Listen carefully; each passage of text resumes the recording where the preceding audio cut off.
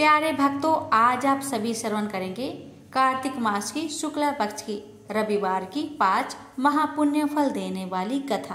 रविवार व्रत करने से और कथा का श्रवण करने से निरोगी काया की प्राप्ति होती है और हर मनोकामना पूर्ण होता है। प्रेम से बोलिए सूर्य नारायण की जय। तो आइए श्रवण करें कथा। इसी गांव में एक सास बहू रहा करती थी। सासू माँ का एक पुत्र था जो कि सूर्य का अवतार था। उसका नाम सूर्य बलि था।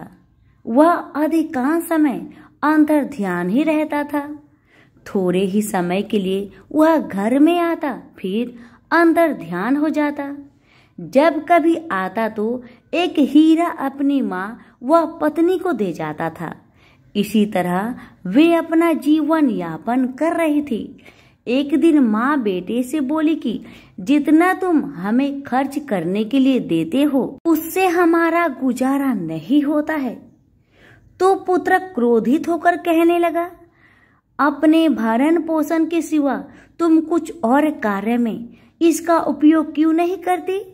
अपने कर्तव्य का तुम्हें ध्यान नहीं है, इसी कारण तुम्हें अभाव सताता है। तुम्हारी इसी आदत के कारण मैं घर में नहीं ठहरता हूँ। पुत्र की इस प्रकार धुतकारे जाने से माँ को बहुत दुख पहुँचा। अब दोनों सास बहू नियम से रविवार का व्रत करने लगी। 12 वर्ष बाद पत्नी ने सूर्य बलि से कहा कि अब हमारी रविवार व्रत का उद्यापन करा दो। सूर्य बलि के सामने अपनी इच्छा प्रकट करते ही घर में कंचन बरसने लगा। घर धन धान्य से पूर्ण हो गया। अब बहू ने सूर्य भगवान का पूजन किया। सूर्य देव ने दर्शन देकर वर मांगने के लिए कहा। बहू कहने लगी, मेरा पति मुझसे दूर दूर रहते हैं, मैं उनके संयोग का वरदान चाहती हूँ। रात को सूर्य बलि ने आकर माँ से कहा कि माँ, मैं आज घर पर ही सोऊंगा। बहू की प्रसन्नता का कोई ठिकाना ना रहा। सुंदर सेज पर सूर्य बलि आकर लेट गए तो सारे संसार में अंधकार छा गया। सब देवता भागे भागे बुढ़िया के पास आए तथा बुढ़िया से कहने लगे कि अपने पुत्र को जगाओ। बुढ़िया ने पुत्र को जगाया तो सूर्य बलि ने बाहर आकर देवताओं से कहा कि जब तक ये सास बहू रविवार का व्रत करती रहेंगी, इनके घर में अन्न धन का भंडार भरता रहेगा, रिद्धिया सिद्धियों का वास होगा। जो भी स्त्री श्रद्धा पूर्वक रविवार का व्रत करती है उसके सभी पाप नष्ट हो जाते हैं, अंत में स्वर्ग की प्राप्ति हो जाती है। तो सभी प्रेम से बोले सूर्य नारायण की जय हो। सूरज भगवान रोज उठते और जग में प्रकाश देने चले जाते। एक दिन भगवान को लगा कि राना दे सुखती चली जा रही है, तो राना दे से पूछा कि तुम्हारे मन में क्या है? राना दे बोली, मेरे मन में खीर खांड के भोजन की इच्छा है। भगवान बोले, मांगा भी तो क्या मांगा, ये तो हम रोज ही खाते हैं।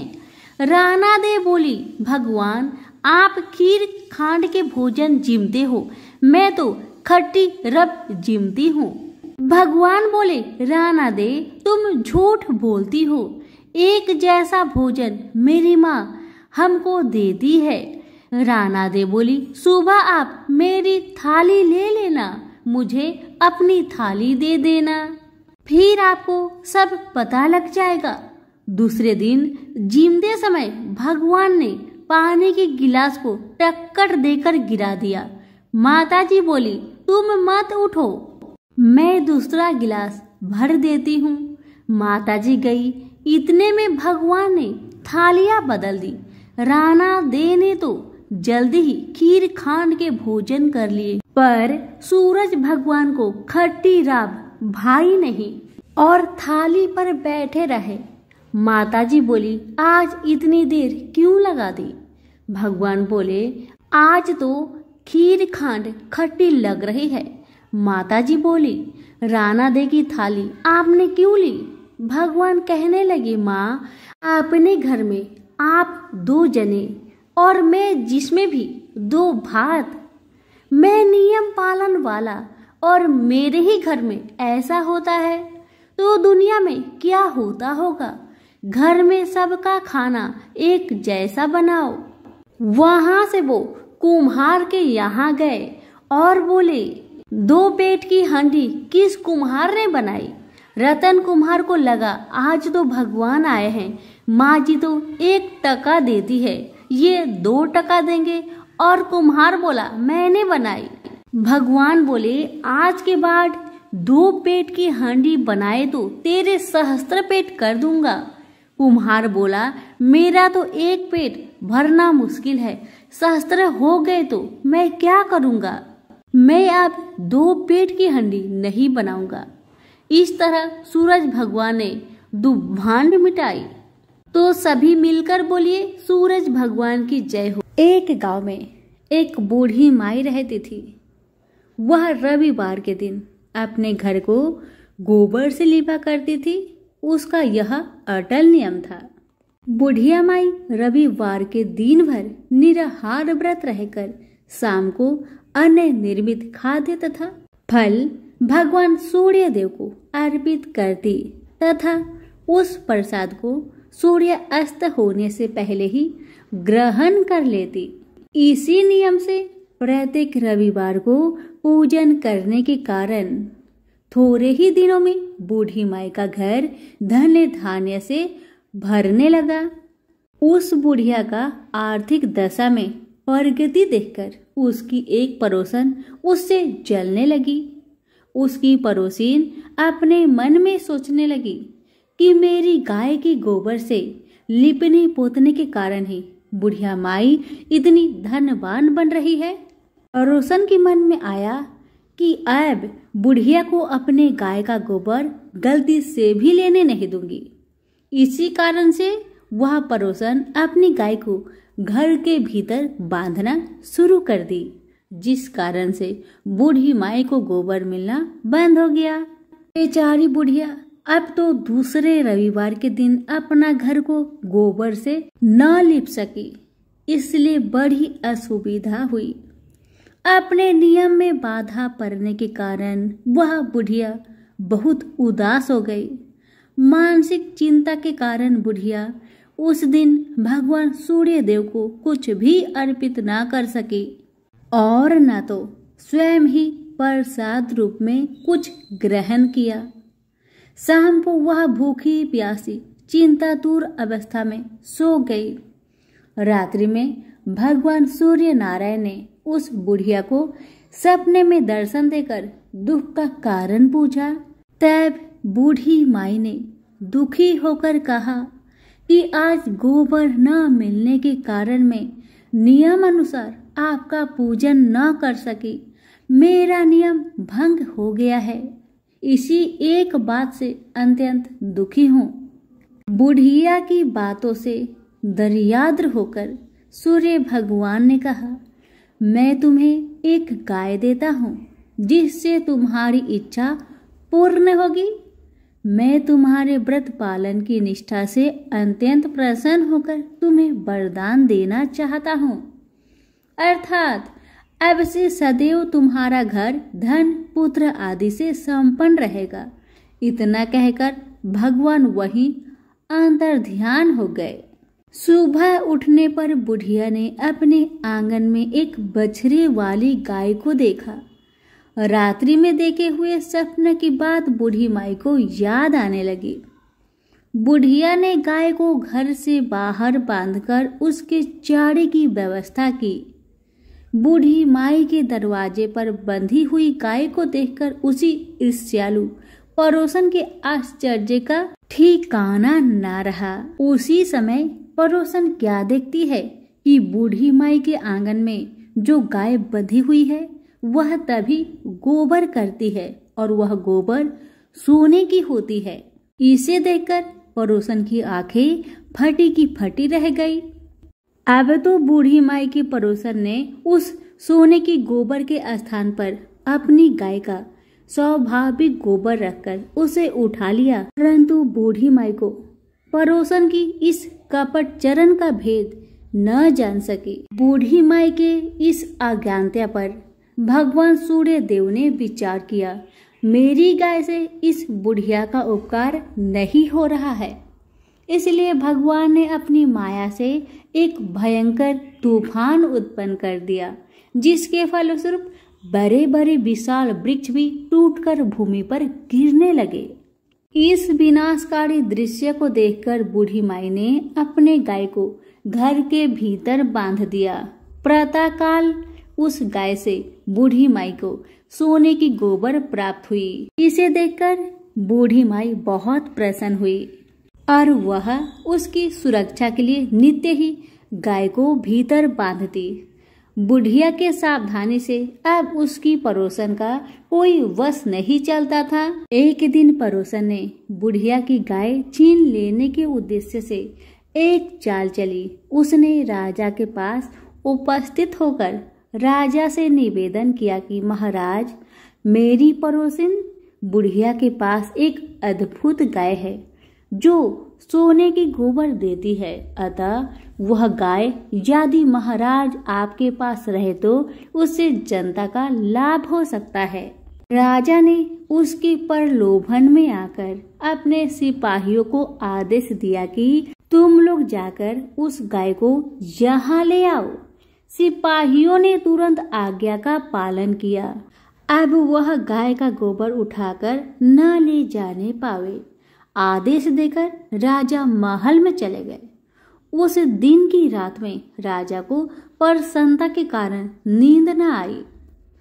राजा सवेरे होने की प्रतीक्षा उत्सुकता पूर्वक करने लगे। सुबह गाय के पास जाकर देखा, वहां स्वाभाविक गोबर के अतिरिक्त कुछ न था। राजा की क्रोध अग्नि भड़क उठी।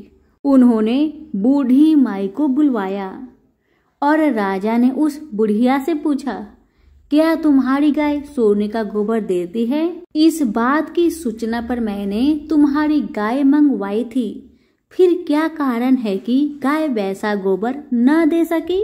बूढ़ी माई ने उत्तर दिया, महाराज, गाय के गोबर से घर लिपना मेरा नित्य नियम का काम है।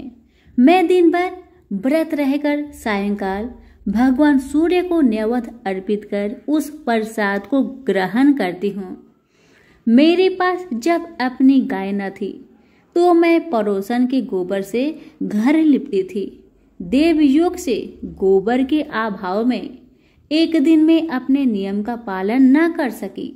उसी दिन में रात्रि में भूखी ही सो गई।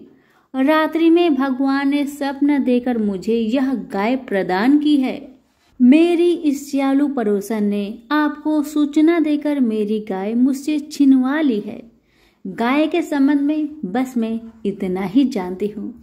बुढ़िया की बातों से संतुष्ट होकर राजा ने कहा, बूढ़ी माँ, मुझे क्षमा करो, मैं अज्ञानतावश तुम्हारी गाय मंगवा ली है। अब मैं तुम्हारी गाय तुम्हारे घर भेज देता हूँ। इस कार्य के निमित्त तुम्हारी पड़ोसन अपराधनी है और उसे इसका दंड मिलना चाहिए। अपनी गाय वापस पाकर बुढ़िया प्रसन्न होकर अपने घर को चली गई। इसके बाद राजा ने उसकी अपराधीन पड़ोसन को बुलाकर उसे उचित दंड दिया। उस दिन राजा ने अपने नगर में घोषणा करवा दी कि रविवार के दिन सभी नगरवासी दिन भर व्रत रहकर सूर्य देव का पूजन करें। राजा स्वयं भी रविवार व्रत के नियम का पालन करने लगा। व्रत के प्रभाव से राजा दिग्विजय करता हुआ अपने राज्य का विस्तार करने लगा। व्रत करने पर सूर्य भगवान प्रसन्न होकर उसे धन धान्य से समृद्धि और संपूर्ण रोगों से मुक्त कर देते हैं। इस व्रत के प्रभाव से अंधे और कुष्ठी मनुष्य को विशेष लाभ होता है। हे सूर्य भगवान, जैसे आपने उस बूढ़ी माई पर अपनी कृपा बरसाई, वैसे ही आपकी कथा कहने वाले, हुक्कारे भरने वाले सभी पर अपनी कृपा बनाए रखे। तो प्रेम से बोलिए सूर्य नारायण की जय हो। एक ब्राह्मण था। वह सूरज भगवान का बहुत बड़ा भक्त था। नहाता धोता कहानी कहता था पर कुछ कमाता नहीं था। ब्राह्मण घर में रहता तो ब्राह्मण की पत्नी हमेशा ब्राह्मण को एक ही बात कहती, कि कहीं बाहर जाओ, कुछ कमा कर लाओ। ब्राह्मणी की बातें सुन ब्राह्मण बहुत परेशान हो जाता था और घर से बाहर कहीं ब्राह्मण जाता तो आस पड़ोस के लोग उसे निकम्मा कहकर अपमानित किया करते थे। सभी लोगों से परेशान होकर ब्राह्मण सूर्य भगवान का पूजन सामग्री लेकर जंगल में चला गया और वह जंगल में एक बहुत बड़ा सूखा पीपल का पेड़ था। उसी पेड़ के नीचे बैठकर सूरज भगवान का पूजन किया करता था और कथा कहता था। उसी पीपल के पेड़ के आसपास एक सूखा सा तालाब था। उसमें थोड़ा सा ही पानी था।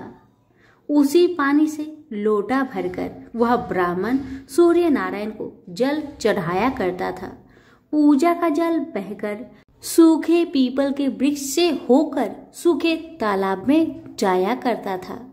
जल के जाते ही सूखे पीपल हरा भरा हो गया और सूखी तालाब साफ पानी से भर गया। तालाब का पानी इतना साफ हो गया कि उसी जल में सूर्य नारायण दिखाई देने लगे और कहने लगे, ब्राह्मण वर मांग, तू क्या मांगना चाहता है? ब्राह्मण ने सुना तो घबरा गया। सोचने लगा कि पीपल में कोई भूत प्रेत तो नहीं रहता। जब भी ब्राह्मण सुबह सूर्य नारायण का पूजा करता तभी आवाज आता। ब्राह्मण इस आवाज को सुनकर बहुत चिंता में पड़ गया और चिंता के कारण उसका शरीर दुबला हो गया। ब्राह्मणी भी कभी कभार अपने पति ब्राह्मण से जंगल में मिलने आया करती थी। ब्राह्मणी ने जब ब्राह्मण को दुबला पतला होते हुए देखा तो उसने पूछा, ब्राह्मण देव, आप दिन ब दिन सूखते क्यों जा रहे हैं? इसका क्या कारण है? तब ब्राह्मण ने सारा कहानी बताया। तब ब्राह्मणी ने कहा कि आपकी पूजा के बाद ही आवाज आती है ना, मुझे तो ये लगता है कि सूरज भगवान स्वयं ही आते हैं। मुझे लगता है सूर्य नारायण आपके व्रत से प्रसन्न है। वह आपको वरदान देने के लिए आते हैं। इसलिए इस बार जब भी आपको आवाज आए तो आप घबराइएगा मत, कुछ भगवान से मांग लीजिएगा। ब्राह्मणी की बातें सुन ब्राह्मण बोला, मैं कैसे मांगू और क्या मांगू? मुझे मांगना तो आता ही नहीं। अगर ज्यादा कुछ मांगना हो तो कहीं कुछ भूल जाओ तो, इसलिए तुम ही कुछ ऐसा उपाय बताओ जिससे मैं एक ही बार में सारा कुछ मांग लूं।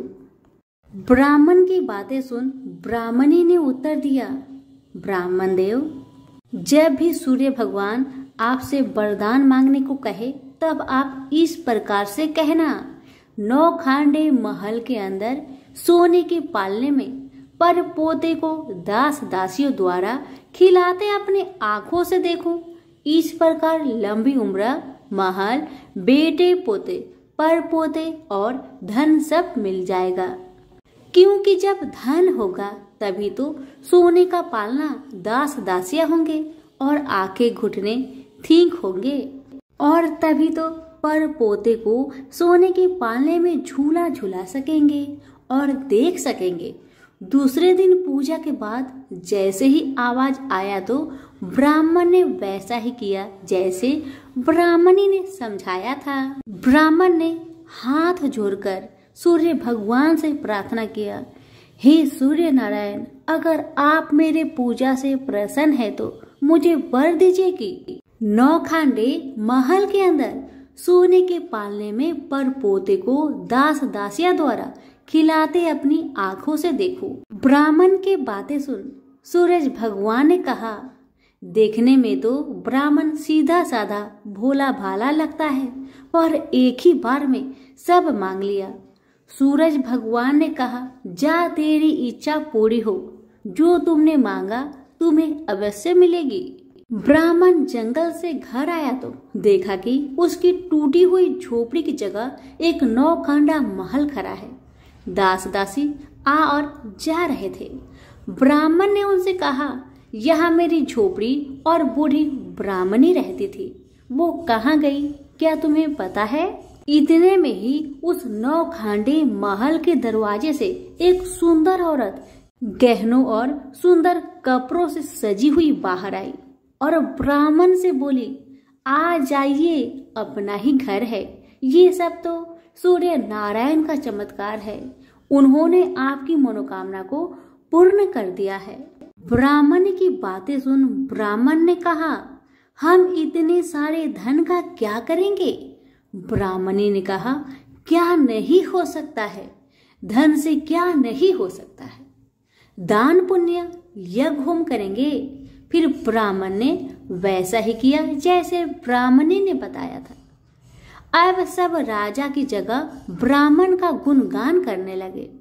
राजा ने ये सब सुनकर ब्राह्मण को बुलवाया और पूछा, कल तक तो आपको खाना भी नहीं मिलता था, आज ऐसा चमत्कार, इतना सारा धन दौलत आपके पास कहाँ से आया? कहीं चोरी करी है या फिर डाका डाला है? ब्राह्मण ने कहा, ये सब तो सूर्य नारायण की कृपा है, और अपनी सारी कहानी राजा को बता दिया कि जंगल में ब्राह्मण के साथ क्या क्या हुआ और कैसे उसने सूर्य नारायण से वरदान मांगा। ब्राह्मण की बातें सुन राजा ने कहा, मेरे पुत्र नहीं है तो मुझे क्या करना चाहिए?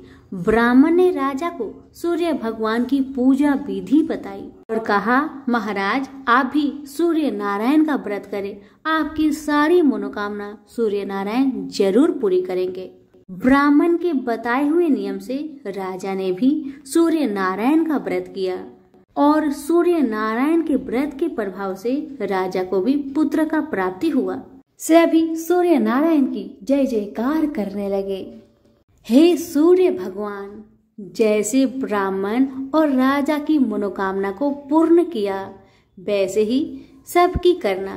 कहानी कहने वाले की, कहानी सुनने वालों की, हुक्कारे भरने वालों की, सबकी मनोकामना को आप पूर्ण करना। प्रेम से बोलिए सूरज भगवान की जय हो। कटपट नगरी का एक गरीब ब्राह्मण लकड़ियों और घास के लिए हर रोज जंगल में जाया करता था। एक दिन उसने वहां वन देवियों को सूरज भगवान की पूजा करते हुए देखा। सूर्य नारायण के आह्वान का उनका अनुष्ठान अनूठा था। ब्राह्मण ने साहस जुटाकर उनसे पूछा कि ये क्या कर रहे हैं आप लोग? तब उन्होंने उत्तर दिया, यह सूर्य नारायण का अनुष्ठान है। ब्राह्मण ने कहा, मुझे भी इसकी विधि बताइए। तब वन देवियों ने कहा, नहीं, यह बहुत शक्तिशाली अनुष्ठान है। यदि हम तुम्हें सिखा देंगे तो संभवतः तुम अहंकारी हो जाओगे और इसे विधि पूर्वक न करोगे। ब्राह्मण ने वचन दिया, नहीं नहीं, मैं ऐसा बिल्कुल नहीं करूंगा। मैं विनम्रता पूर्वक संपूर्ण विधि का भली भांति पालन करूंगा।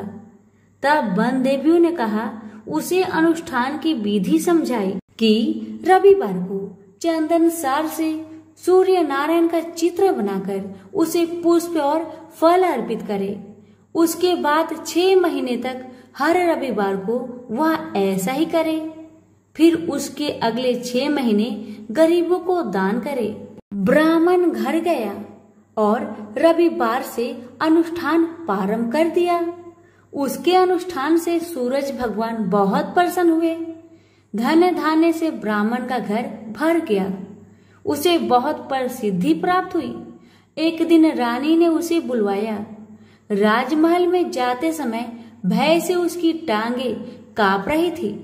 रानी ने उसे बैठने को आसन दिया और सहृदयता से कहने लगी, डरने की कोई बात नहीं है। हमने आपको इसलिए बुलाया है कि हम चाहते हैं आप अपनी बेटियां हमें दे दे। ब्राह्मण सिसकते हुए कहा, मेरी बेटियां बहुत तंगी में बड़ी हुई है। राजवंश में उनके साथ चाकरों के समान आप व्यवहार करेंगी। रानी ने उसे आश्वस्त किया कि नहीं नहीं, ऐसी बात नहीं है, आप चिंता न करें, उनके साथ राजसी व्यवहार किया जाएगा। एक का राजा से विवाह होगा और दूसरी का मंत्री से होगा। ब्राह्मण ने खुशी खुशी रानी का प्रस्ताव स्वीकार कर लिया। शीघ्र ही विवाह हो गए और ब्राह्मण की बिटिया ससुराल चली गई। पूरे 12 बरस ब्राह्मण उनसे मिलने नहीं आया। वह अपने काम और काज में और अनुष्ठान में व्यस्त रहता था। तथा 12 बरस बाद उसने बेटियों से मिलने की सोची। पहले वह बड़ी बेटी के पास गया। बड़ी बेटी राजा से ब्याही थी। बेटी ने पिता को रत्नजड़ित चौकी पर बिठाया, सुगंधित जल से उनके हाथ पैर धुलवाए और मिठाई परोसी। ब्राह्मण ने कहा, जलपान से पहले तुम मेरी कथा सुनोगी?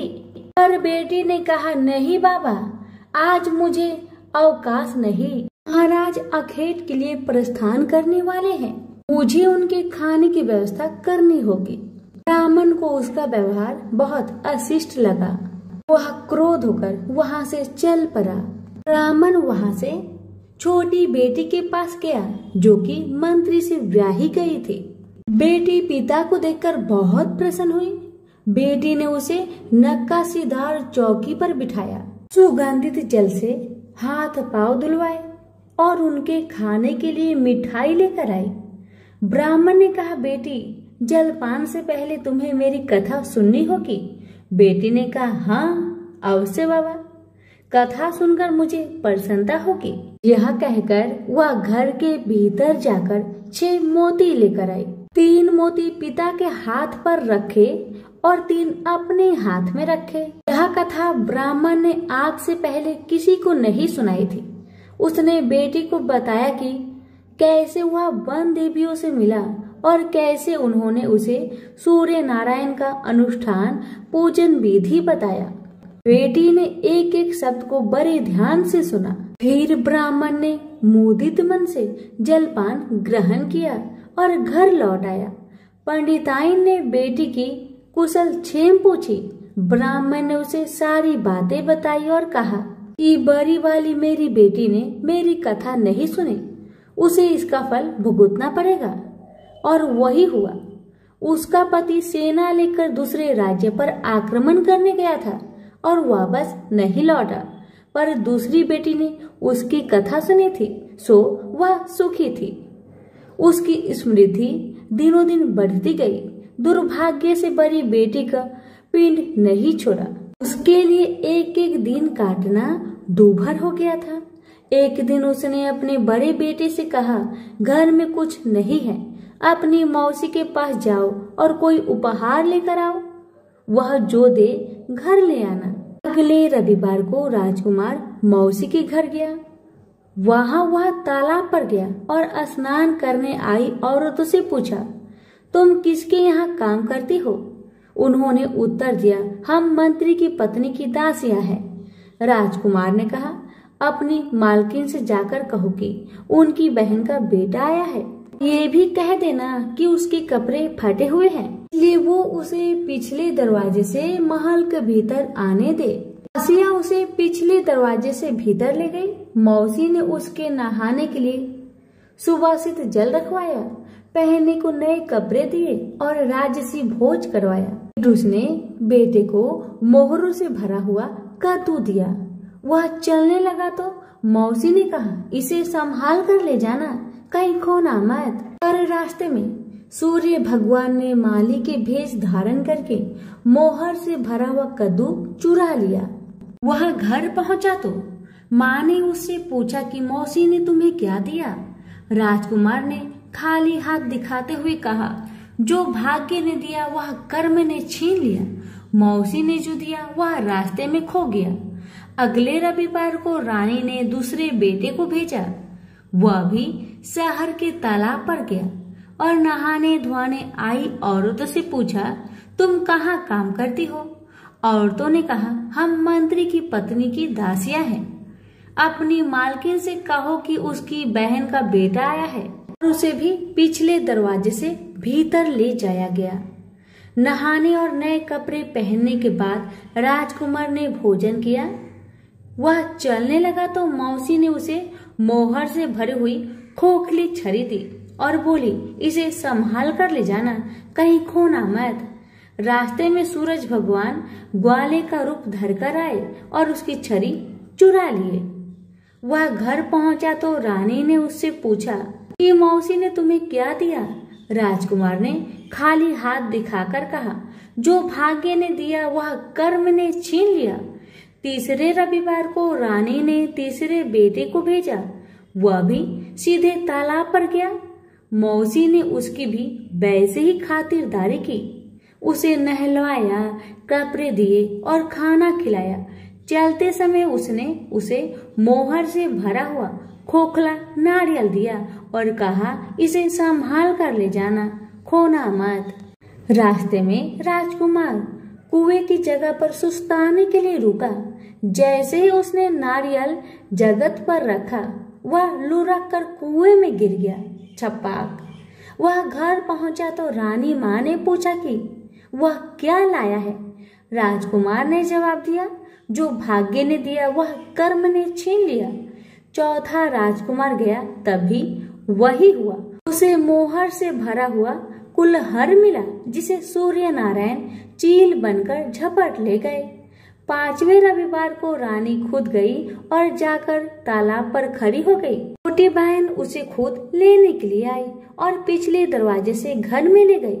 नहलाने के बाद बताया कि उसकी विपत्ति का कारण यह है कि उसने बाबा की कथा सुनने से मना कर दिया था। फिर उसने दीदी को पूरी कथा सुनाई। रानी ने बहुत ध्यान से कथा सुनी और रविवार व्रत करने तक बहन के पास ही रही। और दोनों बहनें बहुत ही श्रद्धा भक्ति के साथ सूरज भगवान की आराधना करती। रानी का अनुष्ठान पूरा भी नहीं हुआ था कि उसके दिन फिर गए। उसे समाचार मिला कि वर्षों की युद्ध के बाद उसके पति विजयी होकर अकूट धन लेकर साथ लौट रहे हैं। राजधानी लौटते हुए राजा अपनी साली और बहू से मिलने के लिए वहां रुका। जब उसने सुना कि उसकी रानी भी यही है, तो उसे लेने के लिए उसने पालकी और कुछ दासियां भेजी। नन्हे भांजे चिल्लाते हुए रानी के पास आए और कहने लगे, मौसी मौसी, तुम्हें लेने के लिए छत्र वाली पालकी आई है, साथ में हाथी, घोड़े और सैनिक भी है। सब देखने के लिए बाहर भागे। वर्षों की विरह और व्यथा के उपरांत राजा और रानी ने एक दूसरे का हाल चाल पूछा। बहनों ने एक दूसरे को मूल्यवान उपहार और रेशमी वस्त्र दिए। अगले दिन राजा और रानी ने अपने राजधानी के लिए प्रस्थान किया। पहले पड़ाव पर जब खाना बन गया तो रानी ने राजा के लिए और अपने लिए थाल परोसे। तभी उसे बहन से सुनी हुई कथा याद आई। उसने नौकरों को आदेश दिया कि वे पास के गांव में जाए और किसी निर्धन को लाए जो भूखा हो। गांव में उन्हें ऐसा कोई नहीं मिला, पर वापस आते समय उन्हें एक भूखा लकड़हारा मिल गया। वे उन्हीं को रानी के पास ले आए। रानी ने 6 मोती निकाले, 3 लकड़हारे को दिए और 3 अपने हाथ में रखे। फिर रानी ने उसे अपने पिता और वन देवियों की कथा सुनाई। लकड़हारे का रोम रोम कान बन गया। कथा सुनते ही उसके गड्डर की सारी लकड़ियां सोने की हो गई। उसने शपथ ली कि वह पूर्ण विधि विधान से सूर्य नारायण का अनुष्ठान करेगा, बिल्कुल वैसे ही जैसे वन देवियों ने ब्राह्मण को सिखाया था। अगले दिन राजा रानी ने दल बल के साथ फिर पड़ाव डाला। खाना बन गया तो रानी ने राजा के लिए और अपने लिए खाना परोसकर सेवकों को किसी निर्धन और भूखे को लाने का आदेश दिया। आज वे एक किसान को लाए जिसकी फसल मुरझा गई थी और कुआं सूख गया था। रानी ने 6 मोती निकाले, 3 किसान को दिए और 3 अपने हाथ में रखे। फिर उसने उसे अपने पिता और वन देवियों की कथा सुनाई। कथा संपूर्ण होने से पहले ही उसकी फसल फिर से हरी भरी हो गई और सूखे कुएं में पानी भर आया।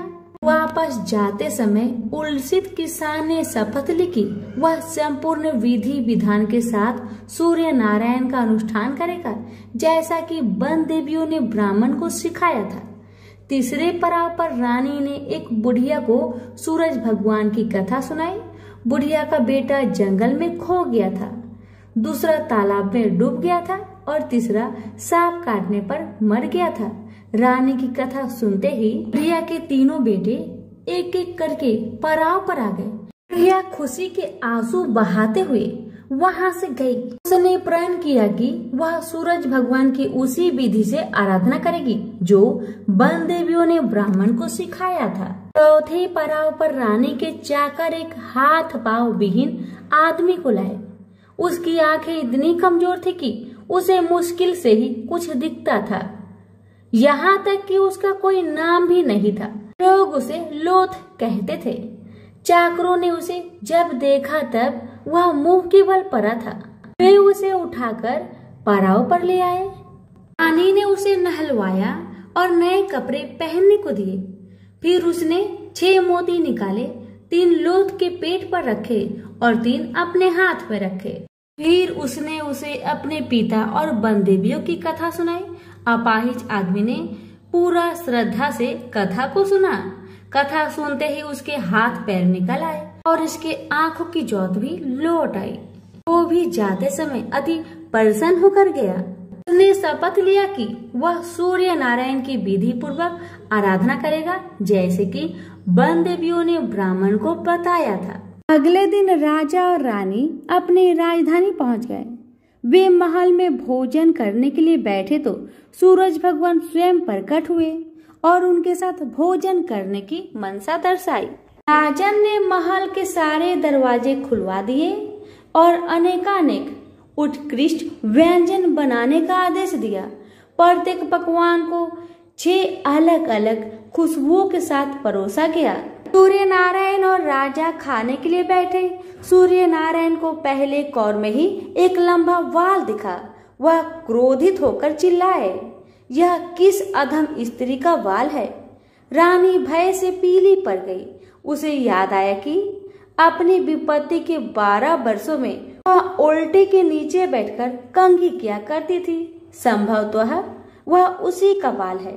वह सूरज भगवान के पैरों में गिर पड़ी, पर सूरज भगवान ने उसे माफ नहीं किया। अंततः रानी ने मोटी मोटी कंबल ओढ़ी, उल्टी में से एक एक लकड़ी निकाली और उस लकड़ी और बाल को शहर के बाहर ले जाकर अपने बाएं कंधे के ऊपर से फेंका। तब कहीं सूर्य नारायण का क्रोध शांत हुआ और उन्होंने भोजन ग्रहण किया। ब्राह्मण, राजा, रानी, उनके बच्चे, मंत्री की पत्नी, लकड़हारा, किसान, बुढ़िया और वह आदमी जिसे लोथ कहा जाता था, सभी को सूर्य नारायण की अनुकंपा से लंबी आयु मिली। जब तक वो जिए सुख से जिए। तो सभी प्रेम से बोलिए सूर्य नारायण की जय। कथा अच्छी लगे तो दूसरों को शेयर करना ना भूले। धन्यवाद।